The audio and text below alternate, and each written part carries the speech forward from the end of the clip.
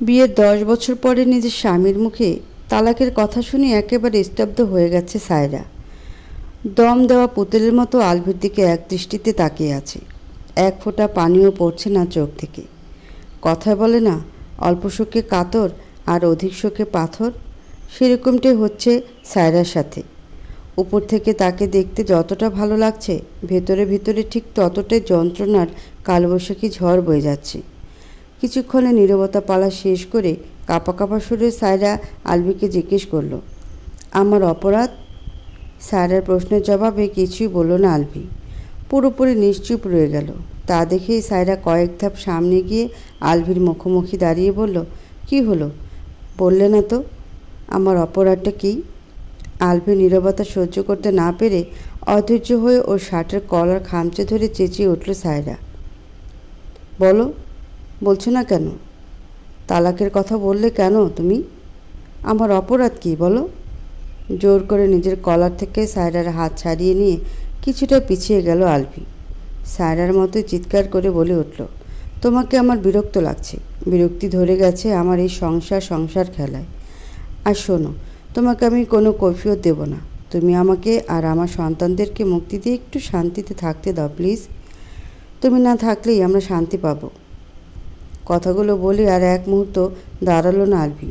Room থেকে বেরিয়ে গেল। আলভি রুম থেকে বেরিয়ে যেতেই ধপ করে মেঝেতে বসে পড়ল সায়রা। এটা কি শুনল সে? কি বলে গেল এসব আলভি?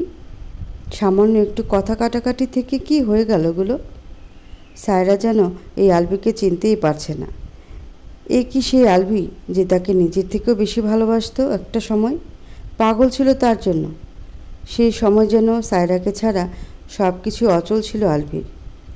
এই কি সেই আলভি সায়রাকে যে চোখে হারাতো সব সময়? তবে আজ কেন এতটা দূরত্ব? কবে তৈরি হলো এই দূরত্ব?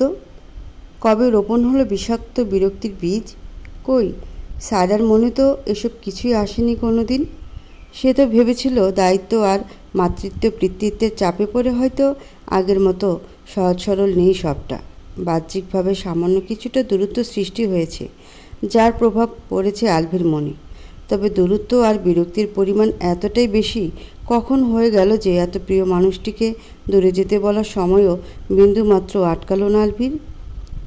রুমের মেঝেতে বসেই অঝরে কেঁদে চলছে সায়রা। আর যেন তার চোখের পানি কোনো বাধই মানছে না। খুব কষ্ট হচ্ছে তার। বুকটা যেন ফেটে যাচ্ছে যন্ত্রণায়। আর কেউ জানুক বা না জানুক, সে নিজে তো জানে আলভিকে সে প্রচণ্ড ভালোবাসে। মুখে প্রকাশ করতে না পারলেও সে ভালোবাসাটুকুতে কোনো দিন কোনো আস্তরণ পড়েনি। একদম খাঁধীন খাঁটি রয়ে গেছে। তাই বুঝি আজ বিচ্ছেদের এই বিষাক্ত যন্ত্রণা তার প্রাপ্তিতে যোগ হয়েছে? কতক্ষণ ওভাবে মেঝেতে বসে নিজের ভাবনাতে ডুবেছিল তা জানা নেই সায়রার। দুটি মিষ্টি কণ্ঠের ডাকে তার ঘোর ভাঙে। বিষণ্ণ চোখ দুটো তুলে সামনে তাকাতেই দেখতে পেল নিজের আদরের মানিকদের। তার আর আলভির ভালোবাসার প্রতীক তাদের 5 বছরের যমজ 2 ছেলে। ছেলেদের দেখতেই মনে কিছুটা জোর পেল সায়রা। নিজের সন্তানদের জন্যই আলভিকে ছেড়ে যেতে পারবে না সে। আলভির বিরক্তি চিরদিনের মতো ঘুচিয়ে দিতে পারবে না। মাকে চুপ করে বসে থাকতে দেখে আবারও তাদের মিষ্টি কণ্ঠ দিয়ে ডাকল, সায়রিফ ও আদনান। চমকে উঠে তাদের নিজের কাছে টেনে নিল সায়রা। কোলে বসে বেশ খানিকটা আদর দিয়ে জিজ্ঞেস করলো, কি হয়েছে আমার সোনামানিকদের? কিছু খাবে তোমরা? খিদে পেয়েছে? মায়ের প্রশ্নের জবাবে মাথা নেড়ে হ্যাঁবোধক উত্তর দিয়ে জানিয়ে দিল 2 ভাই যে তাদের খিদে পেয়েছে, তারা খাবে। সায়রাও আর সময় নষ্ট না করে তৎক্ষণাৎ চলে গেল রান্নাঘরে। রান্না করার মতো মন মানসিকতা না থাকলেও কিছু তো একটা করতেই হবে। ছেলেদের তো আর না খাইয়ে রাখা যাবে না। তাই ইনস্ট্যান্ট নুডলস বানিয়ে নিল ছেলেদের জন্য। ইনস্ট্যান্ট নুডলস দেখতেই যেন জ্বলে উঠল 2 ভাই। কিছুতেই খাবার তারা এখন খাবে না। তাদের জন্য অন্য কিছু করে আনতেই হবে। নতুন করে আর কিছু রান্না করার জন্য শরীরটা আর সায় দিচ্ছে না সায়রার। নিজের পায়ে যেন দাঁড়িয়ে থাকতেও ভীষণই কষ্ট হচ্ছে তার।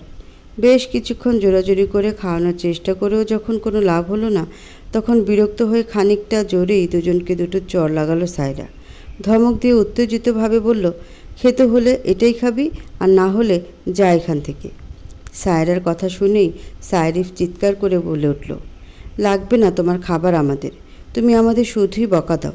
তুমি চলে গেলেই আমরা নিজেদের মতো থাকতে পারবো, কেউ বকবে না আমাদের। সায়রিফ ও আদনান চলে যেতেই পাশে থাকা সোফাটা কোনো মতে আঁকড়ে ধরে সেখানে বসে পড়ল সায়রা। তার ছেলেরাও কিনা শেষমেশ তাকে চলে যেতে বলল। না, এটা তেমন একটা নতুন কিছু নয়। আজকালকার ছেলেমেয়েরাই এমন, নিজেদের পছন্দসই কিছু একটা না হলেই বাবা মাকে কথা শোনাতে ছাড়ে না। এই ঘটনা প্রতিটা ঘরে ঘরের নিত্যদিনের কাহিনী। ছোট ছোট জেদি ছেলেমেয়েরা নিজেদের জেদ পূরণ করতে না পেরে এসব কথা হরহামেশাই বলে যাচ্ছে। তাদের ছোট অপরিণত মস্তিষ্ক এটা কখনো ভাবে না যে তারা তো আমাদের বাবা মা। আমাদের মুখ থেকে এমন কথা শুনতে তাদের খারাপ লাগে। সায়রিফ আদনানও ব্যতিক্রম নয়। এর আগেও দুজনের মুখে এই ধরনের কথা শুনেছে সায়রা। তখন এতটা গায়ে না লাগালেও আজ যেন এই কথাগুলো বিষাক্ত তীরের মতো তার বুকটাকে ফালা ফালা করে দিচ্ছে। সে চলে গেলে তারাও শান্তিতে থাকতে পারবে। কাদের জন্য তবে এতদিন এত সব করলো সায়রা? কাদেরকে নিজের ভালোবাসায় মমতায় ভরিয়ে রেখেছিল সে? তাকে আর কারোই কোনো প্রয়োজন নেই? তার প্রয়োজন ফুরিয়ে গেছে সকলের কাছে? অনেকক্ষণ ভেবে একটা সিদ্ধান্ত নিল সায়রা। মুক্তি দেবে সে, সকলকেই সে মুক্তি দিয়ে চলে যাবে। সকলের ধরাছোঁয়ার বাইরে চলে যাবে সে। যেখানে তার কোনো মূল্যই নেই সেখানে তার থাকা না থাকা সমান ব্যাপার। মূল্যহীন জড় বস্তুর মতো পড়ে থাকতে রাজি নয় সে। রাত 2:30 বাজে। চারিদিক অত্যন্ত শুনশান, নিস্তব্ধতায় আচ্ছন্ন। সায়রা দাঁড়িয়ে আছে তাদের ছোট্ট 3তলা বাড়িটার মেইন গেটের বাইরে। মন প্রাণ দু চোখ ভরে দেখে নিচ্ছে তার সাজানো বাড়িটাকে, তার ভালোবাসার সংসারকে। আর কোনোদিন এই ভালোবাসা আবেগ জড়ানো সংসারে ফিরতে পারবে কি না তা জানা নেই সায়রার। কিন্তু দূর থেকে সে ভালোবেসে যাবে এই বাড়িকে, এই সংসারকে, আর এই বাড়িতেই বসবাসরত নিজের প্রাণের থেকে প্রিয় 3টি মানুষকে। সায়রা চলে যাওয়ার পর পুরো একটা সপ্তাহ পেরিয়ে গেছে আজ। প্রথম 2-3 দিন আলবির অফিস সামলে ছেলেদেরকে সামলাতে খুব অসুবিধা হলো। কোনো খোঁজ করেনি সায়রার। ভেবেছে এমনি চলে আসবে, বাপের বাড়ি ছাড়া যাওয়ার তো আর জায়গা নেই, ও এমনি ঠিকই চলে আসবে। কিন্তু 5-5টা দিন পেরিয়ে গেলেও যখন সায়রা ফিরল না, এমনকি একটা ফোন করে ছেলেদের খবর পর্যন্তও নিল না, তখনই যেন টনক নড়ল আলভির।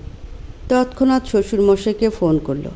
কিছুক্ষণের কথোপকথনই সে বুঝে গেল সায়রা তার বাবার বাড়ি যায়নি। তবে কোথায় গেল মেয়েটা? কোনো বন্ধুর বাড়ি গেল কি? এসব ভেবে সেদিন সারাদিন ধরে সায়রার পরিচিত সকল বন্ধুদের বাড়ি গিয়ে ফোন করেও কোনো খোঁজ পেল না আলভি। এবার যেন রীতিমতো অস্থির হয়ে পড়েছে আলভি। রাগের সাথে সাথে কিছু একটা হারানোর ব্যথাটাও বুকের ভিতর তরতর করে বেড়ে চলেছে। আলভি তো ভেবেছিল যে সায়রা নামক মেয়েটা তার জীবন থেকে সরে গেলেই সে শান্তি পাবে। মেয়েটার সাথে থাকতে থাকতে একদম বিরক্ত হয়ে উঠেছিল সে। 10 বছরের সংসার জীবনে সত্যি সে হাঁপিয়ে উঠেছিল। সারাদিন পর ক্লান্ত দেহে বাসায় ফিরে সায়রার ঘরমাক্ত মুখশ্রী, এলোমেলো বসন দেখলেই যেন বিরক্তির মাত্রা আকাশ ছোঁয়া হয়ে যেত। ধীরে ধীরে তার প্রতি সায়রার অত্যধিক যত্ন, খেয়াল রাখা এসবও যেন অসহ্য লাগতে শুরু করলো। আর এর ফলে প্রায়ই সূত্রপাত হতো ঝগড়ার। যদিও তা বেশিরভাগ সময় হতো একপাক্ষিক। সায়রা কখনই খুব একটা উত্তর করত না। তবে সেদিন সায়রা খুব কড়াসড়ি কিছুটা উত্তর দিয়েছিল, যার ফলস্বরূপ নিজের অজান্তেই আলবির মুখ থেকে তালাকের কথাটি বেরিয়ে গেছিল। যদিও তখন সেই ঘটনার জন্য তার বিন্দুমাত্র কোনো অনুশোচনা ছিল না, তবে এখন আছে। তীব্র অনুশোচনা, অপরাধবোধ তাকে ঘিরে ধরেছে। 7 দিনের এই দূরত্ব যেন আলবির চোখে আঙ্গুল দিয়ে দেখিয়ে দিয়েছে সায়রা আসলে তার জীবনে কতখানি, তার হৃদয়ের কতটা জুড়ে সায়রার অবস্থান। সায়রার প্রস্থানের ফলে সে বুঝতে পেরেছে আসলে তার বিরক্তিটা সায়রার উপরে নয়, বরঞ্চ তাদের মধ্যে তৈরি হওয়া দূরত্বের উপরে ছিল। সায়রার থেকে দূরত্বটুকুই সে সহ্য করতে পারছিল না, যার ফলস্বরূপ তার মনে সৃষ্টি হয়েছিল সায়রার প্রতি তীব্র অভিমান, অনুরাগ। এই অভিমানেরই বহিঃপ্রকাশ ঘটেছে এভাবে।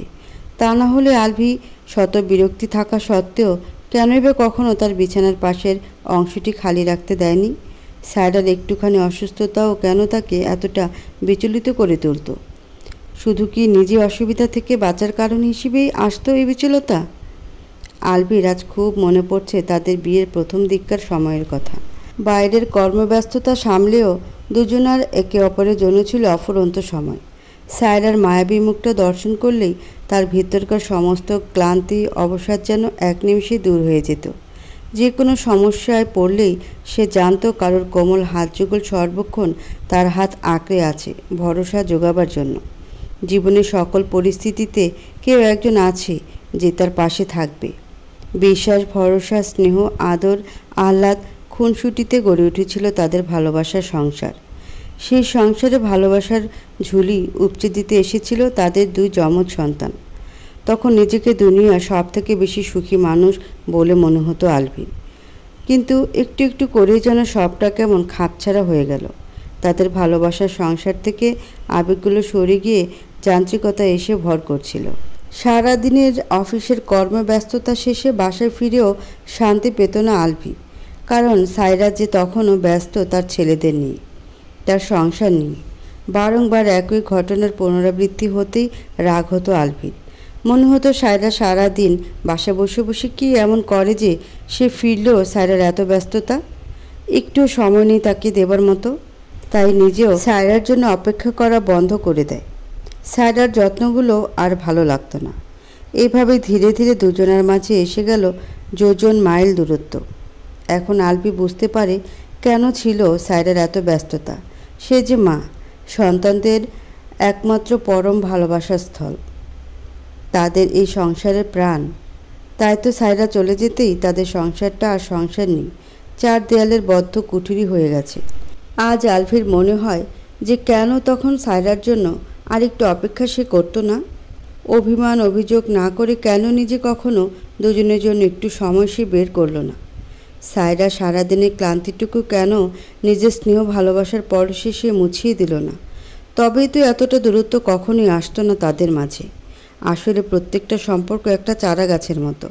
চারা গাছকে যেমন পানি দিয়ে সার দিয়ে পরিচর্যার মাধ্যমে বাঁচিয়ে রাখতে হয়, যাতে যে কোনো দুর্গম পরিস্থিতিতেও গাছটির অস্তিত্ব বিনষ্ট না হয়, ঠিক তেমনি প্রত্যেকটি সম্পর্কের পানি হলো একে অপরকে দেওয়া সময়, আর সার হলো ভালোবাসা। সময়, ভালোবাসা আর যত্ন দিয়ে কোনো সম্পর্ককে আগলে রাখলে যত ঝড়ঝাপটায় আসুক না কেন, চিরদিন সেই সম্পর্কের বন্ধন অটুট থাকে।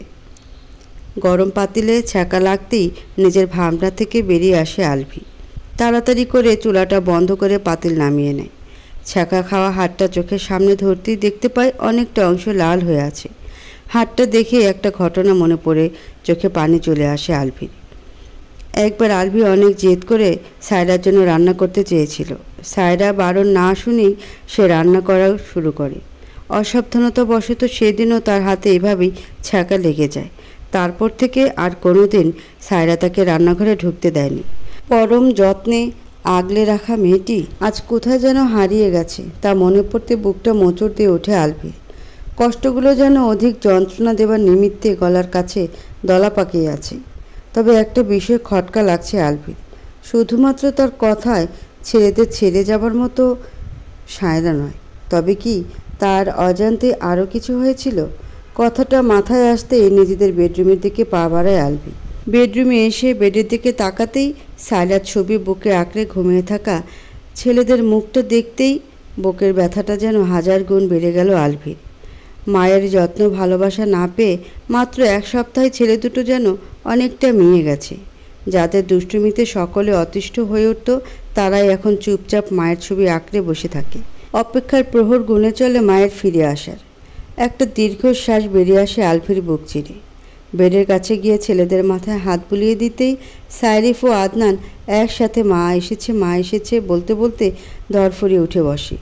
হাসি মুখে পেছনে তাকিয়ে সায়রার পরিবর্তে আলভিকে দেখে দুই ভাইয়ের চোখে পানিতে ভরে ওঠে। চোখের পানি গাল বেয়ে নেমে আসতেই ছেলেদের নিজের বুকে টেনে নেয় আলভি। কাঁদতে কাঁদতে হিচকে উঠে যায় সাইরিফ আর আদনানের। সেইভাবেই ভাঙা সুরে সাইরিফ বলে ওঠে, ও বাবা, মাকে খুঁজে আনো না প্লিজ। মাকে ছাড়া থাকতে পারছি না। আম্মুকে ছাড়া ঘুম আসে না, খেতেও ইচ্ছে করে না। মা না আসলে কিন্তু আমরা না খেয়ে খেয়ে মরে যাব বাবা, দেখে নিও। সাইরিফের মুখে মৃত্যুর কথা শুনে তাকে আরও শক্ত করে নিজের সাথে জড়িয়ে নেয় আলভি। মাথায় হাত বুলিয়ে দিতে থাকে। ছেলেরা কিছুটা শান্ত হতে আলভি বলল, এরকম কথা বলতে নেই বাবা, মা আসবে, নিশ্চয়ই আসবে। মা তো তোমাদের ছাড়া থাকতেই পারে না, তাই না? মা খুব তাড়াতাড়ি চলে আসবে আমাদের কাছে। তবে তোমরা একটা কথা আমায় বলো তো বাবা, তোমরা কি মাকে কোনো বাজে কথা বলেছ, যাতে তোমাদের উপর তোমাদের মা রাগ করে ফেলে, এমন কোনো কথা? আলভির প্রশ্ন শুনে কিছুক্ষণ চুপ থেকে আদনান বলে ওঠে, হ্যাঁ বাবা, বলেছিলাম। রাগ করে আম্মুকে আমরা চলে যেতে বলেছিলাম আমাদের ছেড়ে। এবার সবটা পরিষ্কার হলো আলভির কাছে। এই কারণেই তবে সব ছেড়ে কোথাও হারিয়ে গেছে সায়রা। স্বামী সন্তান সকলের কাছ থেকে অবহেলা তিরস্কার পেয়ে ভাঙা মন নিয়ে এই বাড়ি, এই সংসার ছেড়েছে সায়রা। কখন যে মেয়েটা বেরিয়ে গেছে তাও কাউকে টের পেতে দেয়নি। রাতেই বেরিয়ে গেছিল নাকি সকালে? কোথায় গেছে কিচ্ছুটি জানে না আলভি। কথাগুলো ভাবতে ভাবতেই এক ফোঁটা চোখের পানি আলভির গাল বেয়ে নেমে আসে। মনে মনে বলে ওঠে, কোথায় হারিয়ে গেলে তুমি মায়াপুরী? কোথায় গেলে খুঁজে পাবো তোমায়? আমাদের খুশির চারাকটাই যে তুমি, সেটা আমি বুঝে গেছি। তাই তো তুমি চলে যেতে আমাদের খুশি সুখ সবটা তোমার সাথে সাথেই হারিয়ে গেছে। তুমি কি জানো আমি, তোমার সন্তানেরা তোমায় ছাড়া কতটা কষ্ট, কতটা যন্ত্রণা পাচ্ছি? প্লিজ ফিরে এসো মায়াপুরী। তুমি দেখো, এবার আর আমি আমাদের মাঝে কোনো দূরত্ব আসতে দেব না, কোনো কষ্ট পেতে দেব না তোমায়। তবুও একটাবার ফিরে এসো প্লিজ, একটাবার। সময়ের হিসেবে পেরিয়ে গেছে 5টি মাস। ঋতু বদলের চক্রে বদল ঘটেছে ঋতুর। প্রকৃতি সেজেছে নতুন সাজে। তবে প্রকৃতির এই নিত্য নতুন রূপ কোনো ছাপ ফেলতে পারেনি আলভি ও তার 2 ছেলেদের জীবনে। তাদের এলোমেলো হয়ে যাওয়া জীবনটা আর সুসজ্জিত হয়ে ওঠেনি। কারো কোমল হাতের কোমল ছোঁয়ার অভাবে তাদের জীবন হয়ে উঠেছে রুক্ষ শুষ্কতায় ভরপুর। মাত্র একটি মানুষের অনুপস্থিতি যেন জীবনের গতিপথ থমকে দিয়েছে এই 3টি মানুষের। তবুও সময়ের স্রোত যে সর্বদা বহমান, আর এই সময়ের স্রোতেই ভেসে চলে মানুষ। সামনের পরিক্রমায় আলভিরাও পার করে এসেছে বিগত 5টি মাস। সর্বদা হাসি খুশি দুষ্টুমিতে ভরপুর প্রাণগুলো হয়ে উঠেছে নির্জীব। আষ্টে পৃষ্ঠে ঘিরে ধরা যান্ত্রিকতার পেছনে তাদের দম বন্ধ হয়ে আসছে ক্রমাগত। এক টুকরো শীতলতার জন্য হাঁস ফাঁসিয়ে মরছে তারা। তবে তাদের এই শীতলতা প্রাপ্তির যে সায়রা ব্যতীত কোনো ক্রমই সম্ভব নয়। তাই তো হন্যে হয়ে সে কাঙ্ক্ষিত মানুষটিকে খুঁজে বেড়াচ্ছে শহরের আনাচে কানাচে। নিজেদের বেডরুমের সাথে লাগোয়া বারান্দা দিয়ে বাইরের দিকে এক দৃষ্টিতে তাকিয়ে আছে আলভি। নিকোষ কালো অন্ধকারে আচ্ছাদিত অন্তরিক্ষ ব্যতীত কোনো কিছুই লক্ষ্য করা না গেলেও সেই দিকে তাকিয়ে আছে আলভি। তাদের জীবনের মতো প্রকৃতিতেও অমাবস্যার গ্রহণ চলছে। তার জীবনের চারটিও যেমন তার অপরাধ অবহেলায় চাপা পড়ে হারিয়ে গেছে, তেমনি অমাবস্যার প্রভাবে পৃথিবীর চাঁদও ঢাকা পড়ে গেছে। কী সব অবাস্তব ভাবনা নিজের মাথায় আসছে তা ভেবেই মাথা নিচু করে হেসে ফেলল আলভি। হ্যাঁ, হেসেছে আলভি, তবে সেই হাসিতে কোনো প্রাণ নেই, না আছে কোনো আনন্দ, শুধুই বিষাদে ভরা মলিন হাসি। পেছনে ঘুরে থাই গ্লাসের মধ্য দিয়ে ঘরের দিকে তাকিয়ে দেখল সাইরিফ ও আদনান বিছানায় শুয়ে আছে। ঘড়ির কাঁটায় রাত 12টা বাজলেও আলভি জানে তাদের 2 ছেলের চোখেও তার মতোই নিদ্রাপরীরা এসে ভর করে না সহজে। ছোট বলে সাইরিফ ও আদনান ঘুমিয়ে পড়লেও ঘুম আসে না আলভির চোখে। বিছানার বাম পাশের অংশটি খালি দেখলে বুকের ভেতরটা হু হু করে ওঠে তার। যন্ত্রণায় কলিজাটা ছিঁড়ে আসতে চায় নিজের অপরাধের কথা স্মরণ হতেই। তাই তো এখন আর বিছানাতেও খুব একটা শোয়া হয় না তার। জীবনের প্রতি তীব্র অরুচি ধরে গেছে মাত্র 5টা মাসই। অবশ্য সায়রা চলে যাওয়ার 1 সপ্তাহের মাথায় তো আলভি বুঝতে পেরেছিল যে সায়রা তার কতখানি সেখানে 5টা মাস সে মানুষটিকে ছাড়া বেঁচে থাকাটাই অনেক। ছেলে দুটো সকলের থেকে গুটিয়ে নিয়েছে নিজেদের। সারাক্ষণ একা একাই বাসায় বসে থাকে। যদি তাদের মা হুট করে এসে পড়ে কোনো একদিন, তখন তাদের না দেখতে পেয়ে আবার যদি হারিয়ে যায় সেই ভয়ে কোথাও যেতে চায় না তারা। কোনো রকম আবদার বায়না এখন আর নেই তাদের। শুধু একটা তীব্র ইচ্ছা সদা জাগ্রত তাদের মনে, তা হলো মায়ের আগমন। মা ছাড়া আর কোনো চিন্তাই তাদের মনে আসে না এখন। প্রতিদিন অফিস থেকে ফিরলেই আলভির কাছে যাদের বায়নার কোনো সীমা থাকতো না, এখন তারা বলে, বাবা, মাকে এনেছো? ছেলেদের প্রশ্নের জবাবে সর্বদা নীরব থাকে আলভি। ছেলেরাও বুঝে যায় মা আসেনি, তাই তারাও মাথা নিচু করে চলে যায়। উফ, ছেলেদের সে মলির মুখখানা দেখাটা যে কতটা যন্ত্রণাদায়ক তা কাউকে বলে বোঝাতে পারবে না আলভি। তার মনে পড়ে যায় মাত্র কিছুদিন আগে ছেলেদের আদো আদো কণ্ঠে বলা কিছু কথা। বাবা, মা আমাদের উপর অনেক রাগ করে আছে, তাই না? আমরা মাকে চলে যেতে বলেছি বলে, মায়ের কথা শুনতাম না বলে, খুব দুষ্টুমি করতাম বলে, তাই না বাবা? আমরা দুজন খুবই পচা ছেলে। মায়ের গুড বয় আমরা হতে পারিনি বলে মা হারিয়ে গেছে। বাবা, ও বাবা, মাকে খুঁজে আনো না বাবা। আল্লাহর কাছে আমরা সত্যি সত্যি প্রমিস করেছি আর কোনো দিন দুষ্টুমি করব না। মায়ের গুড বয় হয়ে থাকব, মায়ের সব কথা শুনে চলব, মাকে আর কোনো কষ্ট দেব না আমরা। তবুও যেন মা আমাদের কাছে ফিরে আসে, সে প্রে করেছি আল্লাহর কাছে। আল্লাহ আমাদের মাকে আবার আমাদের কাছে ফিরিয়ে দেবে তো, তাই না বাবা? বিশ্বাস করো বাবা, মাকে ছাড়া খুব কষ্ট হয় থাকতে। তুমি মাকে খুঁজে নিয়ে এসো না বাবা। তুমি কেন মাকে খুঁজে আনতে পারো না বাবা? বলো, কেন পারো না বলো? আলভির চিৎকার করে দেওয়া ধমকের কথা কানে যেতেই সাইরিফ ও আদনানের কথা মাঝপথেই থেমে যায়। মুখ তুলে তাকাতেই আলভির লাল হয়ে যাওয়া মুখটা চোখে পড়ে। ভয় পেয়ে সেখান থেকে তৎক্ষণাৎ পালিয়ে যায় দুই ভাই। সাইরিফ আদনান চলে যেতেই ধপ করে সোফায় বসে পড়ে আলভি। দু হাত দিয়ে মাথার চুল খামচে ধরে চাপা আর্তনাদ করে ওঠে। মনে মনে বলে, কি অবস্থা করে গেলে তুমি আমাদের সাইরা। তোমাকে ছাড়া আমি, আমার ছেলেরা যে অচল তা আমরা বুঝতে না পারলেও তুমি তো জানতে। আমাদের অপরাধ অবহেলার শাস্তি দিচ্ছ তুমি এভাবে, তাই না? কাছে থেকেই না হয় শাস্তি দিতে তুমি আমাদের। দূরে গিয়ে এভাবে যন্ত্রণার আগুনে কেন দগ্ধ করছো? প্লিজ ফিরে এসো, প্লিজ। খাওয়া দাওয়া, রান্নাবান্না থেকে শুরু করে বাহ্যিকভাবে সব প্রয়োজনীয়তাগুলো সামলে নিলেও এই মনের কষ্ট, যন্ত্রণাগুলোর ভার যে আমি আর সইতে পারছি না গো। না, নিজের আর নাইবা তোমার ছেলেদের। আল্লাহ, সায়রা আমাদের জীবনের কি সেটা আমাদের আরও আগে বুঝতে দিল না কেন? তবে তো আর এই হারানোর ব্যথা, ভয় এসব আমাদের গ্রাস করতো না। পদ্ম পাতায় নেওয়া জলের মতো করে আগলে রাখতাম আমাদের অমূল্য সম্পত্তিকে। তবু অবশেষে শুধু একটাই চাওয়া, আল্লাহ মেয়েটা যেখানেই থাকুক ভালো থাকুক, সুস্থ থাকুক।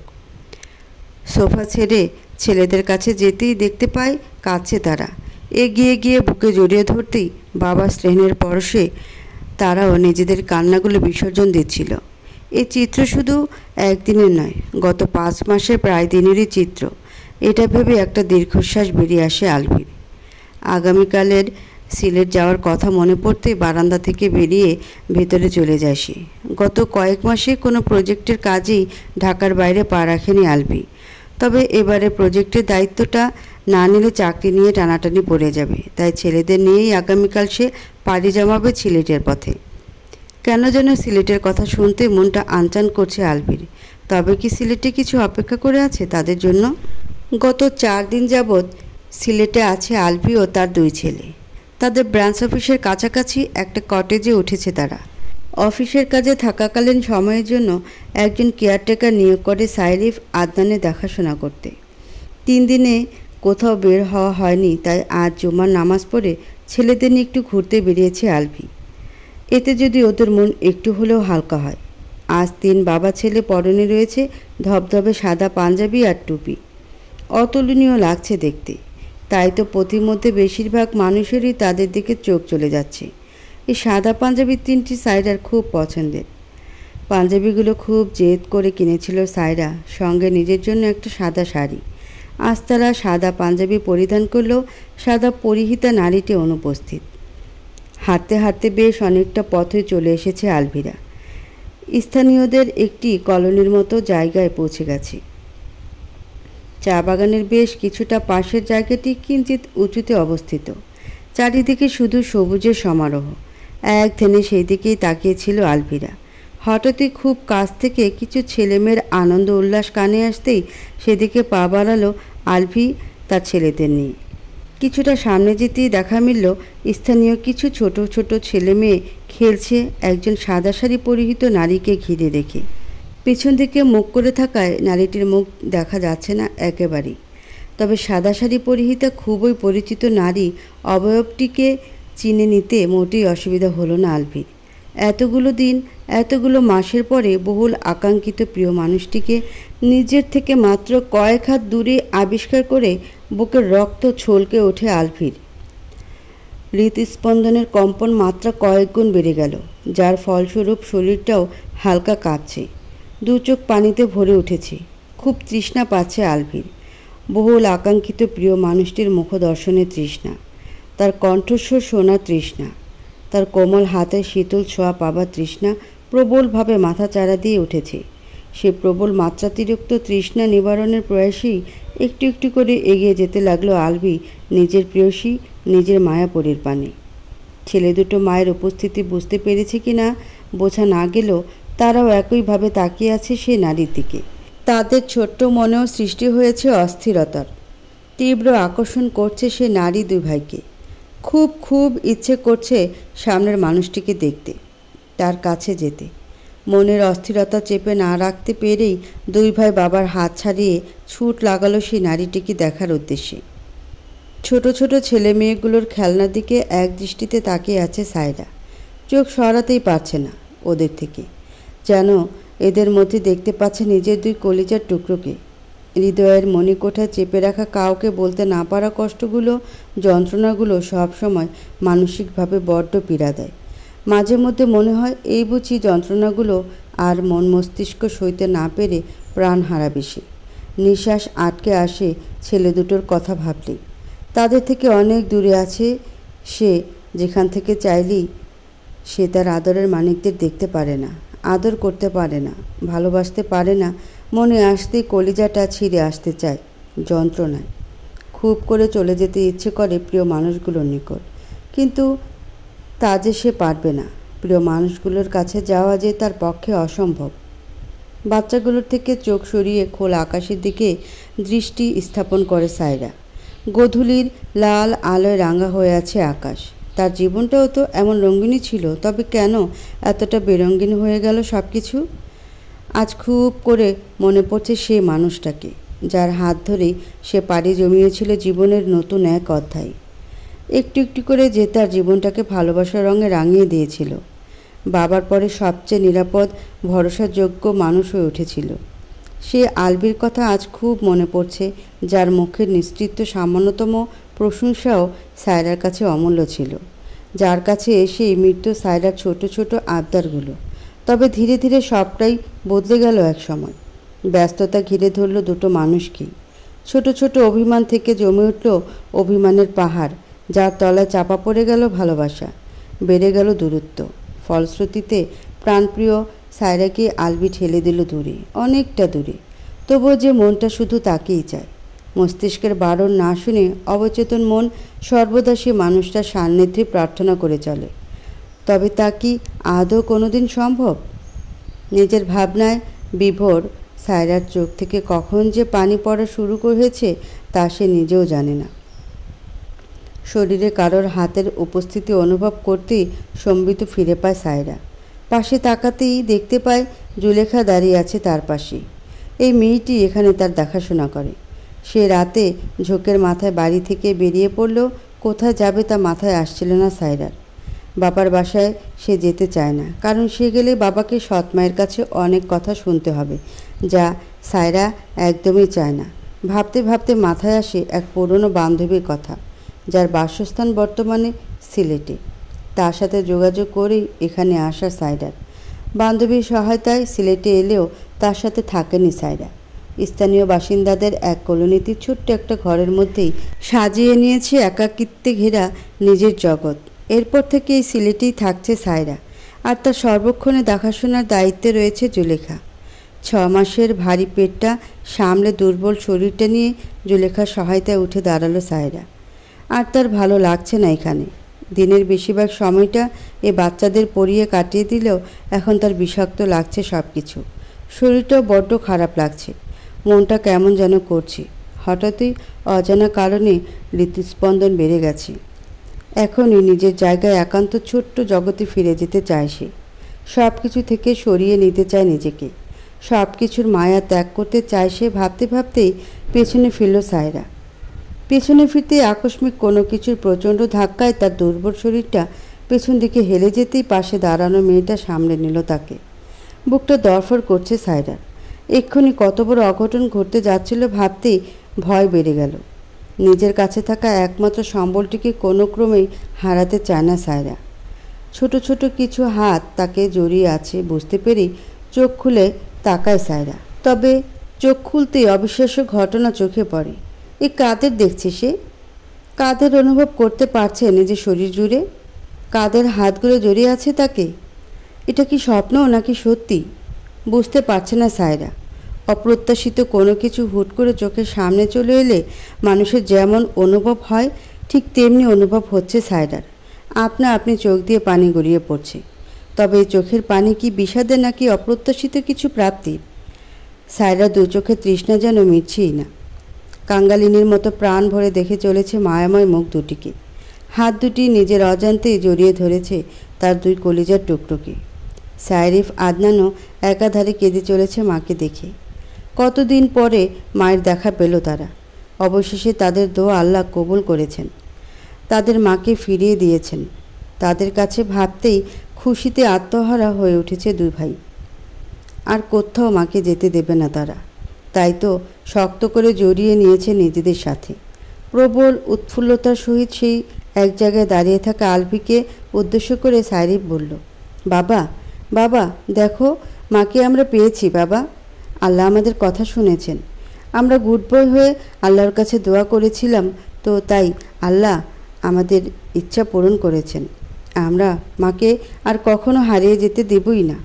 শক্ত করে ধরে রাখব নিজেদের কাছে, আর মায়ের গুড বয় হয়ে মায়ের সব কথা শুনব। কোনো দুষ্টুমি করব না, মাকে কোনো কষ্ট দেব না, তাই না? সায়রিফের কথা শেষ হতেই নিজের আদো আদো কণ্ঠে অসীম মায়া জড়িয়ে আদনান বলল, তুমি থাকবে তো মা আমাদের কাছে? বলো না মা, থাকবে তো? সায়রিফের মুখ থেকে বাবা ডাক শুনতেই মাথা তুলে সামনে তাকায় সায়রা। ওই তো মাত্র কিছুটা দূরত্বে দাঁড়িয়ে আছে তার প্রাণাধিক প্রিয় মানুষটা, যাকে দেখার আকুল তৃষ্ণা এতদিন হৃদ মাজারে সযত্নে লুকিয়ে রেখেছিল সে। সাদা পাঞ্জাবিটাতে মানুষটিকে প্রচণ্ড রকম স্নিগ্ধ লাগছে। এই শান্ত স্নিগ্ধ মুখটি দেখতে হৃদয়ে তোলপাড় করা সমস্ত ঝড় থেমে গেছে। কঠোর রুক্ষ মানুষটির চোখ দিয়েও পানি গড়িয়ে পড়ছে। অসম্ভব মায়াবী চোখগুলোতে পানি দেখতে পেয়ে বুকটা অসম্ভব যন্ত্রণায় ভরে উঠছে সায়রার। এক ছুটে গিয়ে জড়িয়ে ধরতে ইচ্ছে হচ্ছে মানুষটিকে। আদনানের কণ্ঠ শুনে ঘোর থেকে বেরিয়ে এলো সায়রা। এতক্ষণ সে যেন একটা ঘোরের মধ্যে ছিল। সম্বিত ফিরে পেতেই সায়রিফ আদনানের থেকে ছিটকে সরে এলো সায়রা। এটা কি করছিল সে? যে মায়া থেকে সে সকলকে মুক্তি দিতে চায়, সে মায়াই কেন তবে গ্রাস করছে তাকে, তার প্রিয় মানুষগুলোকে? প্রবল ইচ্ছে থাকা সত্ত্বেও যে সে ফিরে আর যেতে পারবে না এই তিনটে মানুষের জীবনে, পারবে না সকলকে আবারও তার ভালোবাসা মায়ায় জড়িয়ে নিতে। সে যে অপারগ, ফিরে যাওয়া ফিরিয়ে নেওয়া এসব যে আর তার জীবনে সম্ভব নয়, সেটা সে কি করে ভুলে গেল? না না, এসব থেকে দূরে যেতে হবে তাকে ভেবেই পাশে দাঁড়ানো জুলেখাকে কঠোর স্বরে বলল, জুলেখা, আমাকে এক্ষুনি নিয়ে চলো এখান থেকে। এক্ষুনি মানে এক্ষুনি। সায়রার আদেশ মতো কোনো প্রশ্ন না করেই সায়রাকে নিয়ে তার ঘরের উদ্দেশ্যে নিয়ে যেতে লাগলো। মাকে চলে যেতে দেখতেই তার পিছু পিছু ছুটল সায়রিফ ও আদনান। আটকাতে চেষ্টা করলো সায়রাকে। চেষ্টায় অসফল হয়ে দুই ভাই ফিরে এলো বাবার কাছে, যাতে বাবা ফিরিয়ে এনে দেয় তাদের মাকে। এতক্ষণ স্তব্ধ হয়ে সবটা দেখলেও সায়রিফ আদনানের কান্নায় ঘোর থেকে বেরিয়েই ছুট লাগায় সায়রার পেছনে। তবে সে যে এরই মধ্যে বন্ধ করে দিয়েছে তার দরজা। তবে কি এতটা কাছে এসেও আলভি, সায়রিফ, আদনান ফিরে পাবে না নিজেদের অতি প্রিয় মানুষটিকে? সায়রার বদ্ধ দরজার দিকে এক দৃষ্টিতে চাতক পাখির মতো চেয়ে আছে তিনটে মানুষ। কি করবে কিছুই বুঝতে পারছে না তারা। প্রিয় মানুষটিকে বহু প্রতীক্ষার পর খুঁজে পেয়েও যেন পাওয়া হলো না। মানুষটি তাদের নিকট অধরাই রয়ে গেল। কি করলে ফিরে পাবে সে মানুষটিকে? আর কতটা অপেক্ষার সাগর পাড়ি দিতে হবে তাকে ফিরে পাওয়ার জন্য? জানা নেই, কারোর কিচ্ছু জানা নেই। শুধু জানে ফিরে তাদের পেতেই হবে। দরজার সাথে ঠেস দিয়ে বসে আছে সায়রা। তার আত্মচিৎকারের শব্দ যেন বাইরের মানুষগুলোর কানে কোনো মতে না যায়, তাই নিজের হাত নিজেই কামড়ে ধরে আছে। হাত কামড়ে রাখার জন্য মুখ থেকে কোনো শব্দ বের না হলেও দু চোখ দিয়ে অনবরত পানি পড়ে চলেছে। বুকের ভেতরটা দুমড়ে মুচড়ে যাচ্ছে। ছেলে দুটোর করুণ কান্না, মায়ায় ভরা মা ডাক শুনে মনে হচ্ছে তার কানে যেন কেউ গরম সীসা ঢেলে দিয়েছে। কলিজাটা বের হয়ে আসতে চাইছে, নিঃশ্বাস আটকে আসছে, প্রাণটা বের হয়ে আসছে সায়রার। ছেলে দুটো আর নিজের প্রাণপ্রিয় মানুষটাকে আজ চোখের সামনে দেখতে পেয়ে দুনিয়া উলটপালট হয়ে গেছে সায়রার। ওই তিনটে মানুষের জীবনে যে সে আর ফিরতে পারবে না। সে চাইলেও যে এই পৃথিবীতে ওই মানুষগুলোর সাথে আগত ছোট্ট প্রাণটার সাথে সে আর বাঁচতে পারবে না। তার জীবনের মেয়াদ যে খুবই অল্প, আর হয়তো কয়েকটা মাস, তারপরে এই পৃথিবীতে সায়রার আর কোনো অস্তিত্ব থাকবে না। বাঁচার প্রবল ইচ্ছে থাকলেও আল্লাহ তাআলা তার জীবনের মেয়াদ এটুকুই রেখেছেন। চিৎকার করে কাঁদতে চাইছে সায়রা। নিজের মধ্যে চেপে রাখা সমস্ত কষ্ট, যন্ত্রণা, হতাশাগুলোকে বের করে দিয়ে ফিরে যেতে ইচ্ছে করলেও সে পারছে না, পারবেও না। সে পথ যে আর তার জন্য খোলা নেই। নিজে স্বইচ্ছাই সেই পথ বন্ধ করে দিয়েছে সায়রা। প্রিয় মানুষগুলোর একটু ভালো থাকাই তার জীবনের শ্রেষ্ঠ পাওয়া, তাই তো নিজেকে সরিয়ে নিয়েছে সে। তার জীবন সংকটের কথা কাউকেই জানতে দিতে চায় না সে, তাহলে যে ওরা নিজেদের সামলাতে পারবে না। আর ওই মানুষগুলোর কষ্ট নিজের চোখে কিছুতেই দেখতে চায় না সায়রা, সেটা যে সে সহ্য করতে পারবে না। বুক ভরা আর্তনাদ সহিত অসহায়ের মতো সায়রা মনে মনে বলে উঠল, আমি তো আমার ভাগ্যকে মেনে নিয়েছি আল্লাহ, সবটা মেনে নিয়েই তো নিজেকে গুটিয়ে নিয়েছি সকলের থেকে, সকল মায়া থেকে। তবে এই তিনটে মানুষকে কেন তুমি আবার আমার সামনে এনে দাঁড় করালে? আমি তো ঠিক থাকতে পারছি না আল্লাহ, এক মুহূর্ত ওই মানুষগুলো থেকে দূরে থাকতে পারছি না।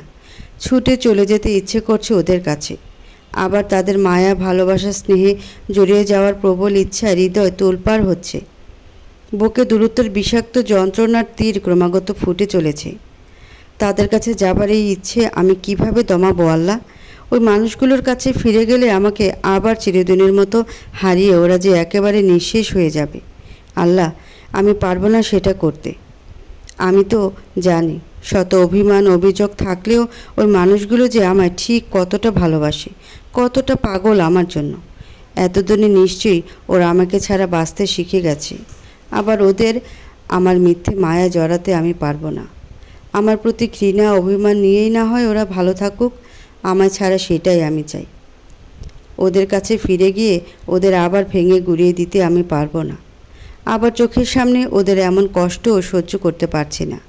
তুমি আমাকে পথ দেখাও আল্লাহ, আর সহ্য করতে পারছি না আমি এই যন্ত্রণা। আমায় তুমি নিয়ে যাও আল্লাহ, নিয়ে যখন যাবেই এক্ষুনি আমায় তোমার কাছে নিয়ে নাও। তাহলে অন্তত ওদের এই আর্তনাদ আমায় শুনতে হবে না। না হয় ওদের তুমি ফিরিয়ে দাও আল্লাহ, প্লিজ আল্লাহ, প্লিজ। আমি আর পারছি না, প্লিজ। মনে মনে ভাবনার জাল বুনে সেখানে মাটিতে শুয়ে পড়ল সায়রা। মাথাটা ভার হয়ে আসছে, অসহ্য ব্যথায় রগগুলো যেন ছিঁড়ে আসতে চাইছে। পাগল পাগল লাগছে নিজেকে। এই যন্ত্রণা বোধ হয় ছোট অনাগত প্রাণটাও সইতে পারছে না, তাই বুঝি পেটের মধ্যে এতটা যন্ত্রণা দিয়ে মাকে বোঝাতে চাইছে যে তারও কষ্ট হচ্ছে। নিজের হৃদয়ের আকুতি, বাইরের প্রাণপ্রিয় মানুষগুলোর আকুতি মিলেমিশে একাকার হয়ে সায়রার প্রাণ পাখিটা বেরিয়ে আসতে চাইছে দেহ নামক খাঁচা ছেড়ে। তবে সে স্বস্তিটুকুও বুঝি নেই তার কপালে। আলভি হাঁটু মুড়ে বসে আছে দরজার বাইরে, দরজার দিকে তাকিয়ে। ছেলে দুটোও বসে আছে তার পাশে। কিছুক্ষণ পরপরই দরজা ধাক্কাচ্ছে আর আকুল সুরে ডেকে চলেছে তাদের মাকে। মাকে এক ঝলক চোখের সামনে দেখতে পেয়েই তাদের ধৈর্যের বাঁধ ভেঙে গেছে। মাকে ছাড়া আর থাকতে পারছে না। খুব করে মাকে জড়িয়ে ধরতে ইচ্ছে করছে। একটু আগের মতো আবারও মায়ের আদর খেতে ইচ্ছে করছে। এত সব কিছুর মধ্যেও আলভি সে আগের মতোই নির্বাক রয়ে গেছে। আজ অপ্রত্যাশিতভাবে সায়রাকে নিজের চোখের সামনে দেখতে পেয়ে একেবারে স্তব্ধ হয়ে গেছে সে।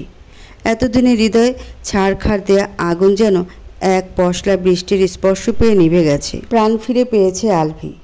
সায়রার মায়াবী মুখটা দেখে তার সকল যন্ত্রণা নিমেষে উধাও হয়ে গেছে। সায়রার এই আকস্মিক দর্শনে যে কতটা আনন্দ ঘিরে ধরেছে আলভিকে তা ভাষা প্রকাশ করা অসম্ভব। সায়রাকে পাওয়ার আনন্দের সাথে আরও একটি প্রাপ্তি নতুন করে যোগ হয়েছে তার জীবনে, তাদের জীবনে। সায়রার ভেতরে আরও একটি প্রাণ বেড়ে উঠেছে ধীরে ধীরে, যে কিনা তার সন্তান। তবে তার অনাগত সন্তানের আগমনের খবরটাও তাকে জানালো না সায়রা। এতটা অভিমান, এতটা অভিযোগ এখনও তবে জমে আছে সায়রার মনে তার প্রতি, তাদের সন্তানের প্রতি, যে চোখের সামনে তাদের দেখতে পেয়েও বিন্দুমাত্র মায়া হলো না সায়রার। মনের ভেতরে নানান প্রশ্নের ঝড় উঠলেও তাতে খুব একটা পাত্তা দিল না আলভি। সায়রার মনের মণিকোঠা জমে থাকা সকল অভিমান এবার সে আর তার ছেলেরা মিলে ভেঙে দেবে। আর কোনো দূরত্বকে নিজেদের মধ্যে জায়গা করে নিতে দেবে না সে, একদমই দেবে না। তাদের জীবনের অমূল্য সম্পদটিকে ফিরিয়ে নিয়ে যাবেই। আল্লাহ একবার তাদের সুযোগ করে দিয়েছে, এই সুযোগটা কিছুতেই হারাবে না সে। তাতে যতটা কষ্ট যন্ত্রণাই সহ্য করতে হোক না কেন, সবটা সে মাথা পেতে নেবে। তবুও সায়রাকে, তার মায়াপরীকে, তার সন্তানদের মাকে ফিরিয়ে এসে নিয়ে যাবে যে করেই হোক না কেন। নিজের মনের ভাবনাগুলোকে প্রাধান্য দিয়েই কান্নারত ছেলেদের নিজের কাছে টেনে নিল আলভি। চোখের পানি মুছিয়ে দিয়ে শক্ত করে বুকে জড়িয়ে ধরল।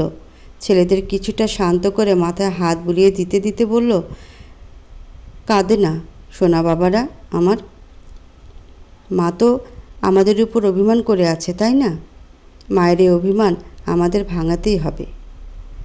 মাকে অনেক অনেক খুশি করে দিতে হবে, আমাদের অনেক আদর দিতে হবে মাকে, তবেই না মায়ের অভিমান ভাঙবে আর মা ফিরে যাবে আমাদের সাথে। আর আরেকটা মজার খবর শুনবে, খুব তাড়াতাড়ি তোমাদের মা তোমাদের একটা বনু উপহার দিবে। তাই যত তাড়াতাড়ি সম্ভব আমাদের মায়ের অভিমান ভাঙাতে হবে। তো আমার সাহসী গুড বয় ছেলেরা তৈরি তো নিজেদের মায়ের অভিমান ভাঙাতে? আলভির কথা শুনে দুই ভাই আলভির মুখের দিকে তাকিয়ে রইল। আলভি মাথা নাড়তেই প্রবল উৎসাহে দুই ভাই বাবার বাড়িয়ে দেয়া হাতের উপর হাত রেখে সম্মতি জানালো যে তারা তৈরি। তিনজনকে জড়িয়ে ধরে হাসি মুখে তাকিয়ে রইল সায়রার বন্ধ দরজার দিকে। আলভি নিজের মনের মতো ভেবে নিল, সায়রার মনে তাদের প্রতি এখনও অভিমান জমে আছে, তাই সেই অভিমান ভাঙাতে এবার সে দৃঢ় প্রতিজ্ঞ। তবে সে তো জানে না যে সায়রার মনে আসলে কি চলছে। একদিকে একজনের দূরে থাকার চেষ্টা, আর অপরদিকে তিনজনের তাকে নিজেদের কাছে ফিরিয়ে নিয়ে আগলে রাখার চেষ্টা। কোন পক্ষের ঝুলিতে সফলতা জায়গা করে নেয় সেটাই এবার দেখার বিষয়। অনেকটা সময় কেটে গেছে বাইরে থেকে, আর কোনো শব্দ আসছে না। পরিবেশটা একটু বাড়াবাড়ি রকমের শান্ত নিস্তব্ধ বোধ হচ্ছে সায়রার। আগের মতো মেঝেতে নিশ্চল অবস্থায় শুয়ে আছে সায়রা। মাথার যন্ত্রণাটা ধীরে ধীরে বেড়েই চলেছে, কমছে না কোনোভাবেই। এ ব্যথা যে কমবেও না, বরঞ্চ ধীরে ধীরে মৃত্যুর দ্বারগোড়ায় পৌঁছে দেবে তাকে, তা সায়রা খুব ভালোভাবে জানে। সায়রার হৃদয় ভেদ করে বেরিয়ে এলো একটি দীর্ঘশ্বাস। ভারী দুর্বল শরীরটা কোনো মতে সামলে শোয়া থেকে উঠে বসলেও দাঁড়ানোর শক্তিটুকু আর নিজের শরীরে নেই তা অনুভব করল সায়রা। খুবই ধীমু সুরে ডেকে উঠল জুলেখাকে। জুলেখা আসতেই অতি কষ্টে বলল, আমায় একটু ধরে তোল সুলেখা। খুবই সতর্কতার সাথে সায়রাকে আস্তে আস্তে উঠিয়ে চেয়ারে বসালো জুলেখা। উদ্বিগ্ন কণ্ঠে বলল, তোমার আবার মাথা ব্যথা করছে তাই না আপা? খুব যন্ত্রণা হচ্ছে? মুখে কোনো শব্দ না করে মাথা নাড়িয়ে সম্মতি জানালো সায়রা। জুলেখাও আর কোনো কথা বলল না। এই কয়েকটা মাস মানুষটিকে কত রাত যে এই অসহ্য যন্ত্রণায় ছটফট করতে দেখেছে তার কোনো হিসেব নেই। তার উপরে নিজের মনোকষ্টগুলো তো ছিল উপরই পাওনা। সায়রার মুখের দিকে তাকালো জুলেখা। ইস, শুকনো মুখটা দেখে প্রচণ্ড মায়া হলো তার। আজ সারাদিন তো আর কম ধকল গেল না মানুষটির মনের উপর দিয়ে। প্রবল ইচ্ছে থাকা সত্ত্বেও প্রিয় মানুষগুলোকে ফিরিয়ে দিতে যেয়ে সায়রা যে গলাকাটা মুরগির মতো ছটফট করছে তা তো এতক্ষণ সে নিজের চোখেই দেখল। তার খুব ইচ্ছে করে এ মানুষটির সমস্ত যন্ত্রণাগুলোকে মুছে দিতে, যেভাবে সে মুছে দিয়েছিল জুলেখার কষ্টগুলোকে। আশ্রয়হীন সম্বলহীন জুলেখাকে নিরাপদ আশ্রয় দিয়েছিল, কিন্তু সে অপারগ, কিছুই যে করার নেই তার। এমনকি সায়রার জীবন সংকট সম্পর্কে সমস্তটা জানা সত্ত্বেও কাউকে কিছু জানাতে পারবে না সে, কারণ সে যে প্রতিজ্ঞাবদ্ধ। এই মানুষটির কাছে দেওয়া কোনো কথার খেলাপ সে করতে পারবে না। এটা যে তার মন মানবে না, তবে কিছু একটা তো করতেই হবে। আপার মন নরম করার চেষ্টাটাই সে চালিয়ে যাবে। সায়রার মাথায় তেল মালিশ করতে করতেই এসব কথা ভাবছিল জুলেখা। এই তেল মালিশে সায়রার ব্যথার উপশম হবে না জেনেও এই কাজ সে প্রায় সময় করে থাকে। সায়রার কণ্ঠ শুনে তার ভাবনার জাল ছিঁড়ে বেরিয়ে আসে সে। জুলেখা রে, বলছিলাম যে মানে ওরা কি চলে গেছে? আমতা আমতা করে জিজ্ঞেস করলো সায়রা। সায়রার কথা শুনে হালকা একটা হাসি রেখা ফুটে ওঠে জুলেখার ঠোঁটে। মুখে দূরে চলে যেতে বললেও মনে মনে যে সেও চায় মানুষগুলোর সান্নিধ্য, তা আর বুঝতে বাকি নেই জুলেখার। জুলেখা চুপ করে থাকায় অধৈর্য হয়ে সায়রা আবারও একই প্রশ্ন করলে জুলেখা বলল, আমি তো জানি না আপা, তবে তুমি বললে দেখে আসবো গিয়ে। জুলেখার জবাবে অসন্তুষ্ট হলো সায়রা। রুক্ষ সুরে বলল, জানিস না মানেটা কি? যা গিয়ে দেখে আয়। শোন, চুপি চুপি দেখবি যেন বুঝতে না পারে। শেষের কথাটা বেশ আস্তে বলল সায়রা। সায়রার কথা মতোই ঘরের দরজার কাছে থাকা জানালার পাল্লা খুলে বাইরে মুখ বাড়ালো জুলেখা।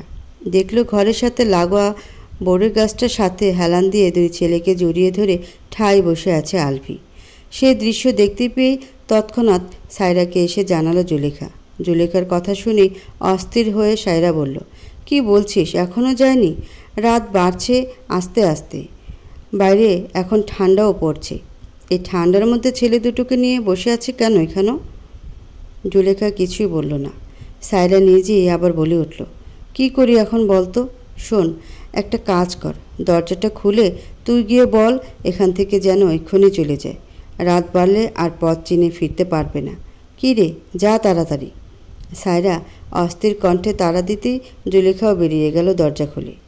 দরজা খোলার শব্দ কানে আসতেই হুড়মুড় করে উঠে দাঁড়ালো তিনজন। তবে তাদের আশা নিরাশায় পরিণত হলো জুলেখাকে দেখে। মুখ চুন করে আবারও বসে পড়ল বাবা ছেলেরা। জুলেখা তাদের সামনে এসে দাঁড়িয়ে গড়গড় করে বলতে লাগলো, রাত বাড়ছে, ঠান্ডাও পড়ছে, আপা বলেছে বসে না থেকে এক্ষুনি চলে যেতে। জুলেখার কথায় কোনো পাত্তাই দিল না আলভি। খোলা দরজার দিকে মুখ করে ভিতরে থাকা মানুষটির উদ্দেশ্যে জোরে জোরে চিৎকার করে বলল, ঠান্ডা তো পড়ছেই, কিন্তু কারো কি আর দয়ামায়া হয় নাকি আমাদের উপর? কেউ তো একটু দেখতেও এলো না, একটু ঘরে ঢুকতে দিলেও তো হয়।